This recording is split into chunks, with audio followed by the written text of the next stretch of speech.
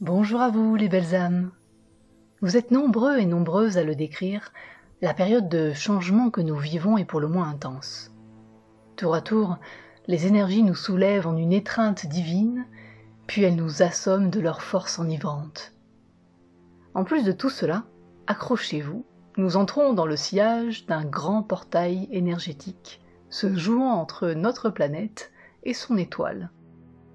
Le voici, le voilà, le solstice d'été s'en vient. Et histoire de bien nous secouer, il se présente en belle compagnie. Une nouvelle lune. Ainsi, en ce jour le plus long de l'année, nos yeux se rempliront de lumière avec le soleil au zénith, pour ensuite s'engouffrer dans une nuit noire. Dès le 21 juin, oui, c'est une année où le solstice d'été tombe le 20, ça arrive. Les jours vont diminuer jusqu'en décembre, alors que notre belle lune, invisible du 19 au 23 juin, commencera un nouveau cycle de croissance dès le 21. Bref, les journées les plus lumineuses de l'année seront contrebalancées par des nuits bien sombres. Mais au fait, savez-vous ce qu'est un solstice ? Emprunté au mot latin solstitium, qui se compose de sol, pour soleil, et de statum, issu du verbe stare, signifiant demeurer immobile, ce bel entrelac de mots fait référence à la position du soleil par rapport à notre planète, puisqu'il atteint sa plus forte déclinaison, boréale ou astrale selon la saison, et paraît être stationnaire.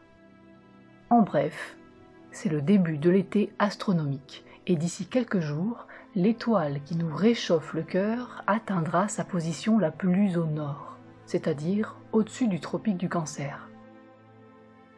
Tout ce petit manège astral simplissime en raison de notre chère Gaïa, qui, en plus de tourner autour d'une gigantesque boule de magma perdue dans un univers d'espace infini, celle-ci tourne sur elle-même et selon un axe incliné qui plus est.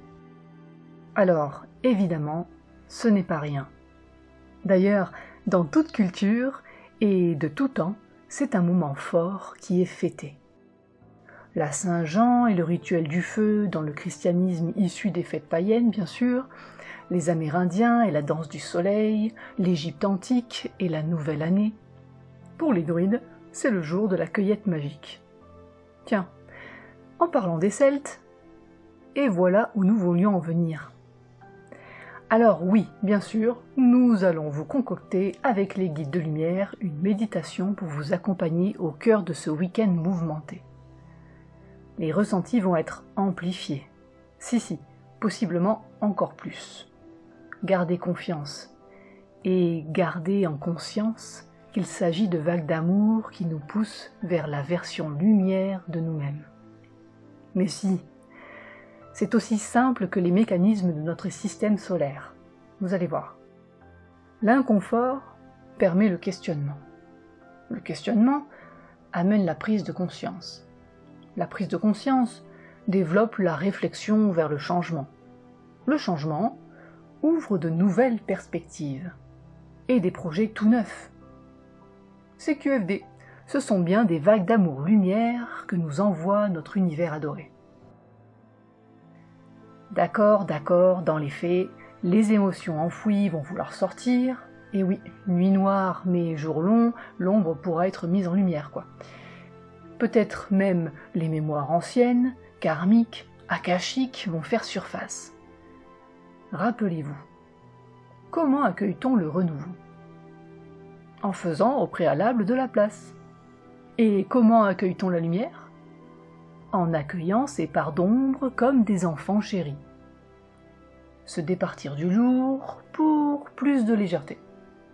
Ou en d'autres termes, vibrer plus haut pour se rapprocher un peu plus de la 5e dimension. Et oui, la vidéo à ce sujet est en route, on nous l'a redemandé. Et puis surtout, nous voulions vous partager cette information. Vous pourrez suivre en direct le soleil se positionnant au cœur des mégalithes de l'incroyable monument de Stonehenge. Et on vous a mis le lien de l'événement Facebook dans le descriptif juste en dessous. Voilà, avec tout notre amour. Les sauts de Les Amsos.